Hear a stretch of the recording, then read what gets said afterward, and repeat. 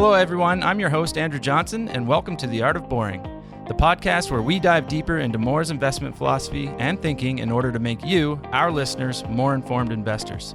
Ultimately, we hope to connect you with the people at Mawer who find excitement in be boring, make money. This podcast is for informational purposes only. Information relating to investment approaches or individual investments should not be construed as advice or endorsement. Any views expressed in this podcast are based upon the information available at the time and are subject to change. All right, welcome back to the podcast, everyone. Today we are welcoming back Jeff Moe. Jeff is the lead portfolio manager for the Canadian small cap strategies here at Mawer. Welcome back, Jeff. Thanks, Andrew. Great to be on again. We did an episode around this time last year on the Canadian small cap portfolio, but we had your co-manager, Samir, on at that time. So believe it or not, Jeff, it's been over 2 years since we've had you on the podcast. I'm excited you're here and to talk about how you and the team are doing with the portfolio. I really wanted to lead off the conversation with something I'm sure many of our listeners are curious about, and that's the IPO market so far in 2021, and especially for tech companies. And just for context for our listeners, according to CPE Analytics, if you exclude SPACs, so these are special purpose acquisition vehicles, the TSX saw 25 IPOs totaling almost $6 billion in the first half of this year. And just for further context, in all of 2020, the TSX had just 10 IPOs for a total of $4.4 billion. And we're seeing similar activity in the US. I believe Q2 was also the most active quarter for IPOs there since 2000. So help us make sense of where the demand for these businesses is coming from, including the demand for the equity in these companies that the market clearly has a lot of recently. You're right. This has been a very active year in Canada and across the globe for IPOs, especially for technology companies. And this has been a long time coming, Andrew. I mean, technology at one point, i.e. during the dot-com bubble, was the largest sector in the market.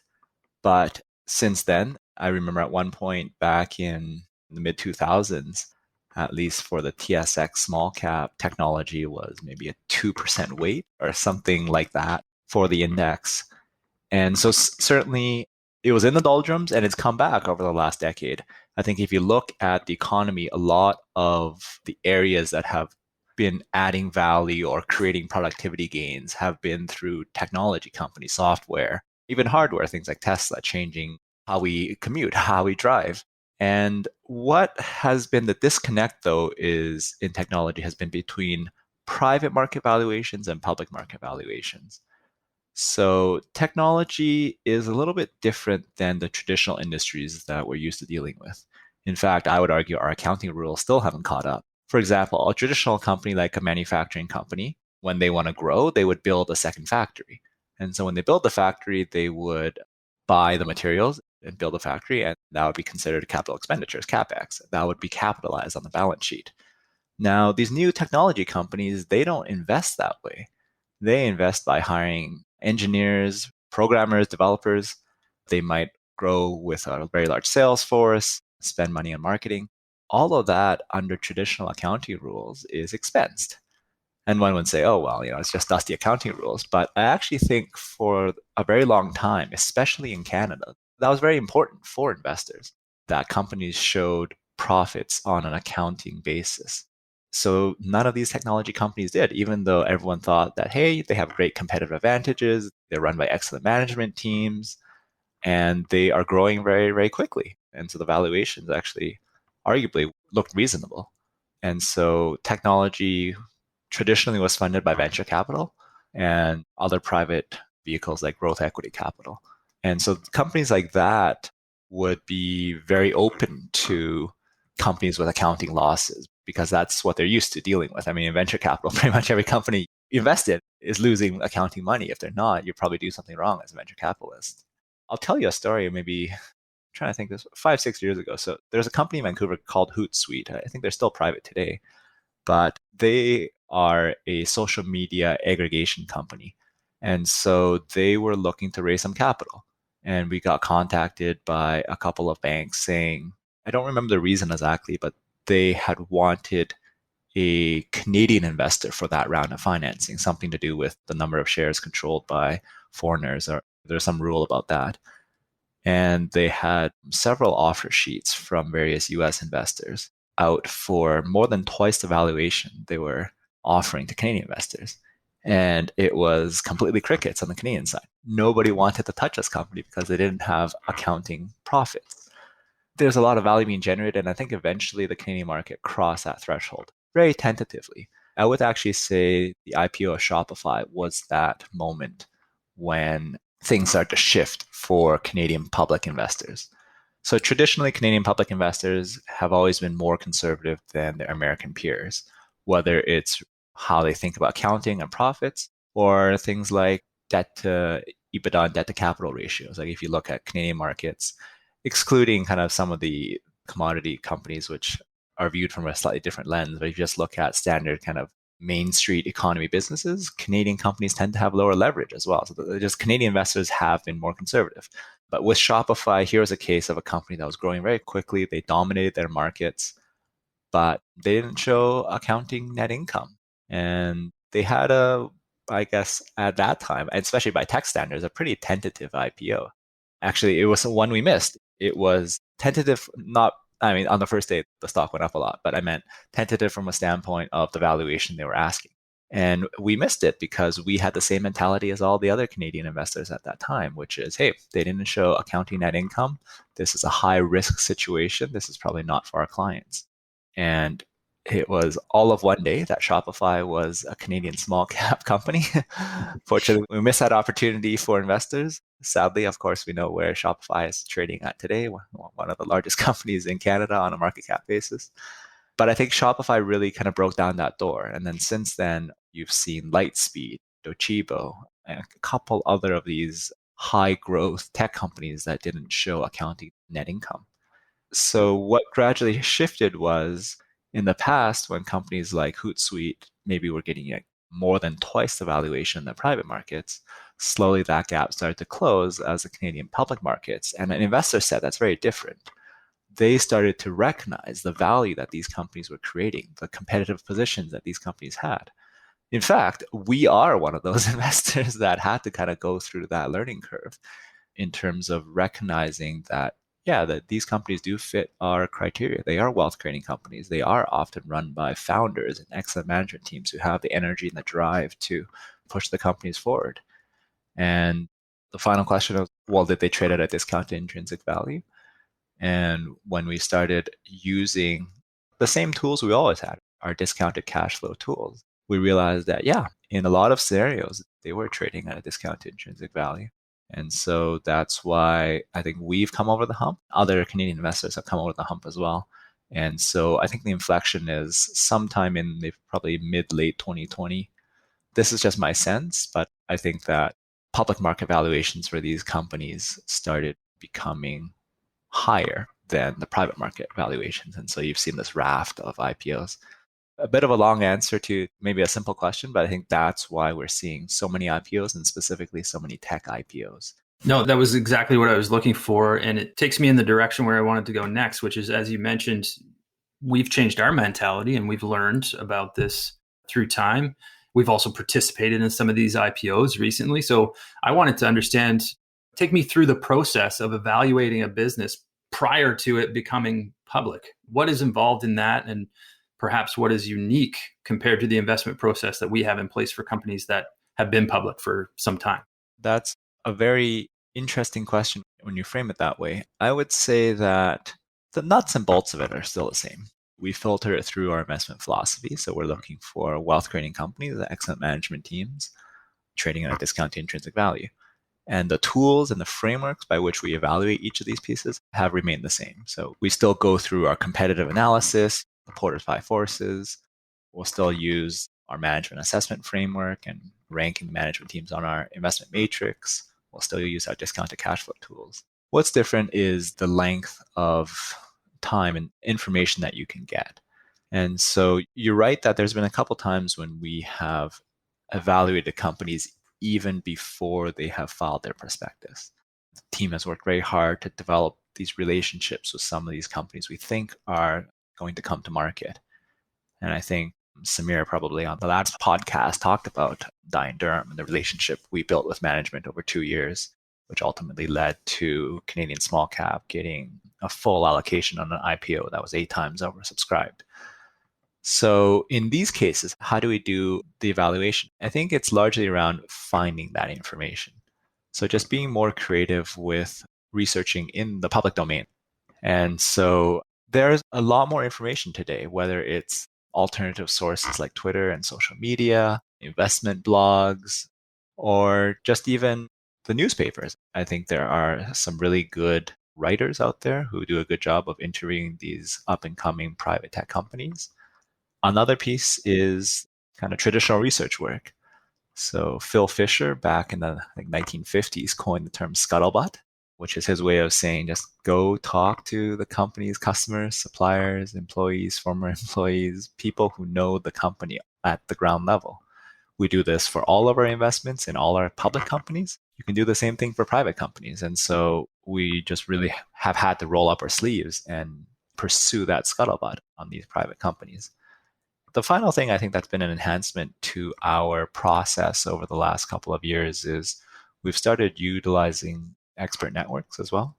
So in situations where we find it very difficult or it's a sensitive situation where we can't directly talk to some people, we'll go and utilize the power of these expert networks to find the right person to speak with. Excellent. That's the second time that Phil Fisher has been mentioned in the last few podcast episodes that we've aired. So I think we're going to have to dig a little deeper on that into an episode at some point in the future. But you've just taken us through one way to allocate capital, which is directly investing into our portfolio. Another way that our clients benefit from strong capital allocation is through the management teams of the companies that we own. So in some of the conversations that I've had with you and Samir recently, it's been noted that mergers and acquisition activity has also been elevated this year. Can you speak to some of the examples to help illustrate the kind of deals that our companies are making, and maybe more generally speaking, just the importance of management teams that have a strong track record of capital allocation? Absolutely. So M&A is definitely elevated in the market as well. I think generally, going back to the IPO question, markets are strong. And I shouldn't say that all the IPOs, I think 25 you quoted year to date so far, is because of technology getting its heyday. Definitely, it's a bull market. Valuations are up. Asset prices are up. People are doing deals, whether they're going public, whether they're buying a company. So Canadian small cap, we've been on both sides of the coin. Obviously, the largest kind of M&A in the Canadian markets is the Rogers and Shaw deal. But even in the small cap side, we've had 3 companies in the portfolio this year be subject to takeover offers and get taken over. And a 4th one in our portfolio is currently in the process of potentially getting taken over as well. That's certainly on the high end for us. I'm trying to think this, especially if we annualize this and assume that becomes 8 on a full year basis, I think would be the second highest number in the time that I've been with the funds and or with the portfolio since 2008. I can imagine that in some cases, Jeff, that's a bittersweet moment where, like you said, if it's being valued, you're going to get a good premium likely on the shares that we own. But at the same time, we think much more longer term than that in most cases. And perhaps we would have wanted to hold on to those companies for a longer period of time. It is certainly, Andrew. So we have a pretty concentrated portfolio here in this strategy. We have 49 holdings. And across Mawer, as you know, we always run concentrated portfolios. And for us, it's hard to find a good company, a good capital allocation management team. And so when they leave, it's a loss. But that's, I guess, why our clients hire us. We go and we find the next one. And I think we've come across a lot of great capital allocators in Canada, whether it's Jay Hennick with First Service and Colliers, whether it's Steve Sadler with Enchhouse. Obviously, we can't have a conversation of great capital allocators in Canada without mentioning Mark Leonard at Constellation Software. No longer a small cap, but at one point was the largest position in our fund. And yeah, if you look at each of these managers, they continue to do what they do best, which is make tuck-in acquisitions, companies that fit with their strategy. So buying companies that are part of their existing business or very related to their existing business at undemanding valuations, and then bringing those companies operationally into the core of the main publicly listed entity. Great overview. And let's move back to the capital allocation by you and the team. our listeners have heard us talk about the matrix meetings that our teams have on a regular basis. And you mentioned it up front in this episode. Maybe you can just quickly remind our listeners what the matrix meeting is and the role that it plays in portfolio construction, and then we can move on from there. The last step for us before a company makes it into the portfolio is called the investment matrix. And it's a 2x2 matrix where on one axis, or two-dimensional matrix, I should say, on one axis, we rank the potential return that a company can give to us. And on the other axis, we evaluate the company's quality. And we look for high quality companies, which we define as companies with strong competitive advantages run by excellent management teams that have higher than an average return potential. That would be kind of the holy grail of investing. Typically, markets are efficient, so high quality companies with great management teams tend to be trading at valuations which would have lower future return potential. And vice versa, lower quality companies tend to have slightly higher return potential, all else being equal. And so when we analyze a new company, we plot its position on this investment matrix against all the other companies in our portfolio. And then once a quarter, we'll go back and re-rank our companies. So just based on new news, based on new developments, or even if there's no new developments, often the stock price has changed. And so the return potential has shifted. And so it's a living dynamic document or a matrix. And these companies are constantly shifting their positions on the matrix. And usually at least quarterly, we re-rank everything on the matrix and decide if the portfolio needs to perhaps shift slightly to still be the most optimal portfolio in our minds for our clients. I presume, Jeff, that is an incredibly important tool for you as the lead manager. I mean, you would admit that one person can't have as robust of a view on things as multiple individuals with a diverse set of backgrounds and experiences and viewpoints. And even though you're all speaking the same language, in other words, you're all viewing things through the lens of our investment philosophy, you are speaking in different ways. And it's that diverse thinking that really puts you in a position to make the best decision you can with our clients' capital.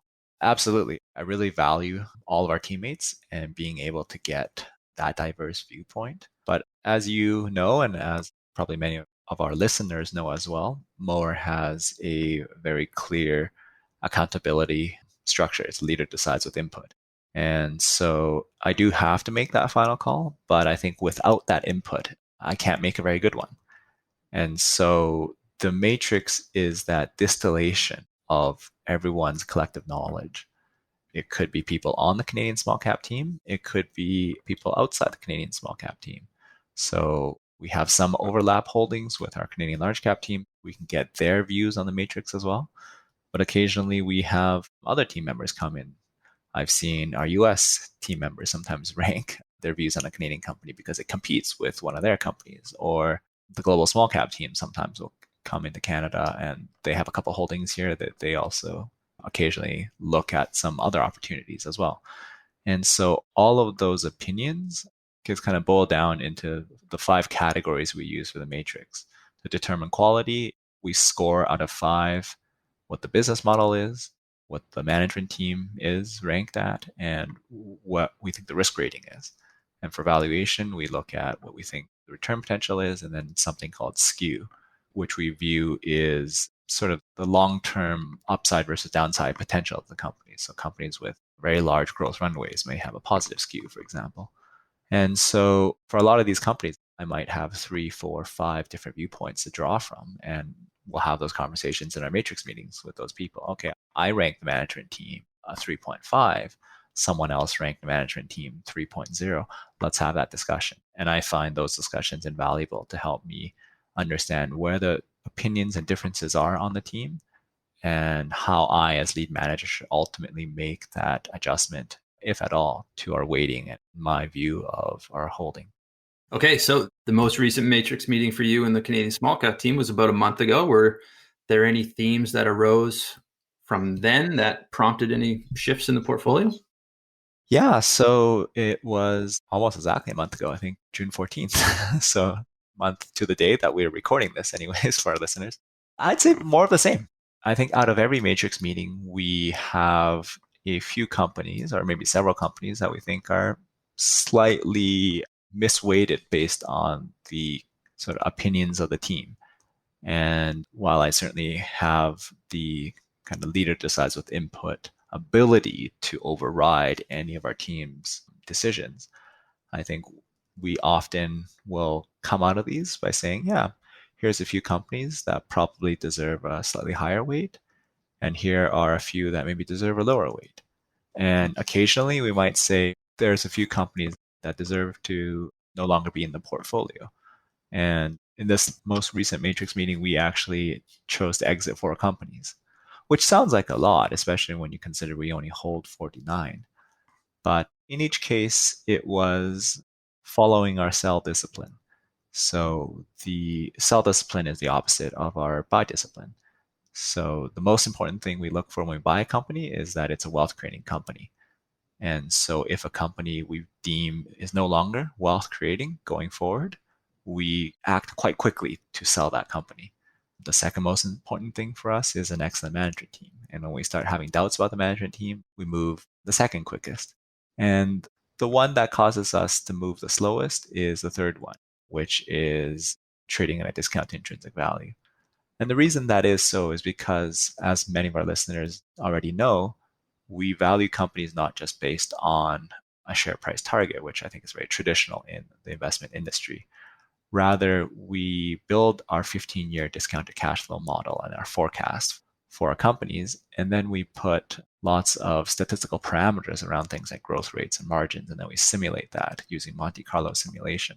So we come out with a often a pretty wide range on the fair value, the share price that we think the company should trade at. And so when companies and stocks move up in price, we have the least amount of conviction. For that reason alone, we should exit the company from the portfolio. However, matrix meetings are when sometimes those conversations can get crystallized a little bit more.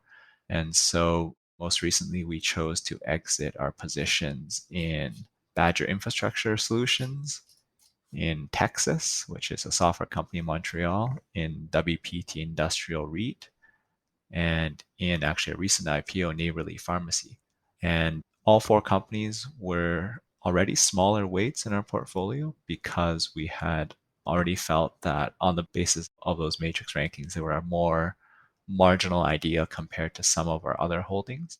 And the most recent matrix meeting made us realize that there were probably better opportunities elsewhere based on the combination of their current valuation and return potential, as well as their quality versus some of the other. All right. Well, just to wrap things up, I always like to ask our guests to walk through some of the holdings just to illustrate and bring to life our investment philosophy and our process. And I've got a couple of stocks in the portfolio that I'm curious to hear your thoughts on. I wanted to start with Terra Vest. This is a relatively new name for the portfolio. We've held it for about a year and a half, I believe, and we've recently added to the position slightly. So just take us through your thoughts on Terra Vest. So Terra Vest is a manufacturer of, call it energy infrastructure. And that sounds, I guess, risky in the sense that we've seen our oil prices have gone, but they're actually very much involved more so in the downstream aspects. So their largest market is actually manufacturing the tanks for heating oil.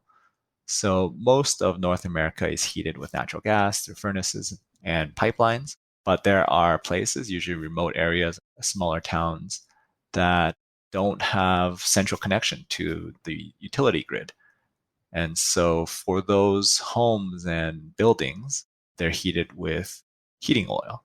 And so Terra Vest is the largest manufacturer in North America of heating oil tanks. It's a small, slowly declining market, but they continue to add value by finding more efficiencies to manufacture these heating tanks, and they're still able to grow their profits on that business.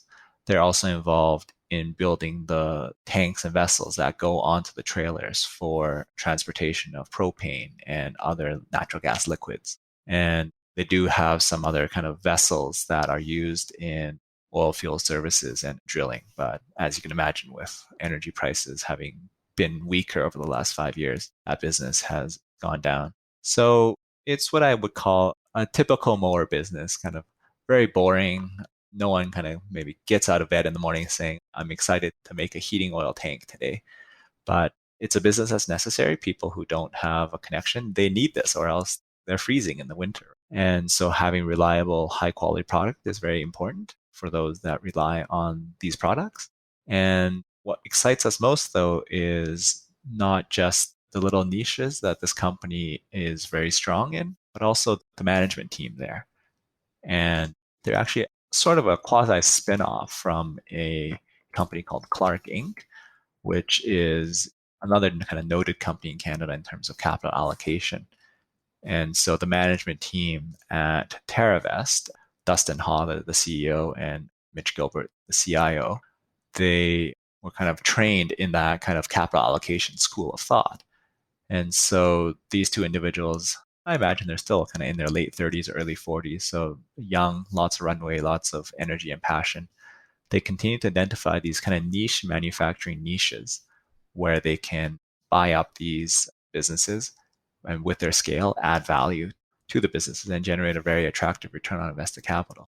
And all of this trades at a low to mid-teens free cash flow multiple, which we think is very attractive in this market. And when we model out our discount to cash flow, it trades at a discount to our estimate of intrinsic value. Excellent. Another one that I wanted to hear more about is a much longer term holding, and it's one of the higher weights in the portfolio, and that's First Service. If I recall, Jeff, you can correct me if I'm wrong, but we've held this for a long time. I think it's been in the portfolio for over 10 years, which takes it back to when you worked alongside Martin Ferguson on the portfolio. That's right, Andrew. In fact, it goes back a bit further than that. I think I was the company's summer student in 2006, and I remember looking at First Service as one of my projects then. So First Service is a great Canadian success story. So they are the North American leader in residential property management. So for those of us who may live in a larger city, if you go to the downtown core, you might notice a lot of condo buildings will say managed by First Service Residential. So that's about half of their business. And the other half of their business is, I would say, a grab bag of home improvement and home restoration brands. These would be things like California Closets, Certa Pro Painters, Paul Davis Restoration for if you have flooding damage. And most recently, they bought a commercial restoration company called Onsite. And these are all what are called essential property services. So that's what First Service is about. But they have a very unique and innovative acquisition model that Jay Hennick, the chairman of the company, set up back in the day. And so First Service actually sees itself, at least at the corporate level, as just a capital allocation group. I think they have less than 20 people at head office. So what they do is they partner with entrepreneurs and they'll buy their business, but allow the entrepreneur to keep 15, 20, 25% of the equity in that business to continue to motivate them to grow their business.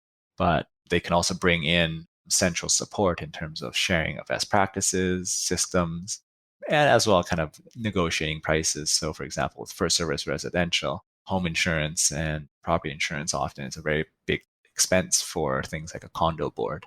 And so they're able to negotiate better rates for all their customers because of their large scale. And so this is a company that today, because of the large scale and dominance, almost all of their brands are number one or number two in the markets they operate in. They have strong competitive advantages. And because of Jay Hennick and his team, as today's CEO Scott Patterson, CFO Jeremy Rakusin, they've done a great job of kind of pushing that entrepreneurial culture throughout the organization and allocating capital at still very attractive rates of return. We estimate that the unlevered IRRs for most of their acquisitions are in the low to mid teens, which, especially when you also use a little bit of debt, that's a very high rate of return. And First Service had a great track record of, I think, over 20 years of compounding their share price in the kind of mid to high teens rate. In fact, they used to also own Colliers, which they actually spun out. And so these are two kind of best-in-class real estate services businesses that are now standalone, but both are great holdings. We also still own Colliers. And we think that the potential continues to be very strong for First Service in the markets they're in. Excellent. Thanks, Jeff. We covered all of the main points of our investment philosophy throughout this episode. We talked about the importance of wealth-creating businesses, and especially those ones that have durable competitive advantages, just like you outlined with both Terra Vest and First Service. talked about the importance of management teams and strong capital allocation, in particular with those management teams that we're entrusting our clients' capital with. And of course, the importance of the price that we pay for the final investment that we put into the portfolio. So this has been a great conversation. I get to talk to you often and hear how these things are going, but this was great to finally get you back on the podcast after a couple of years. We'll try not to wait so long next time. Thanks again for taking the time to chat today. Thanks for having me, Andrew, and great to chat with our listeners again. All right, take care. Hey everyone, Andrew here again. To subscribe to the Art of Boring podcast, go to Mawer.com. That's mawer.com/podcast or wherever you download your podcasts.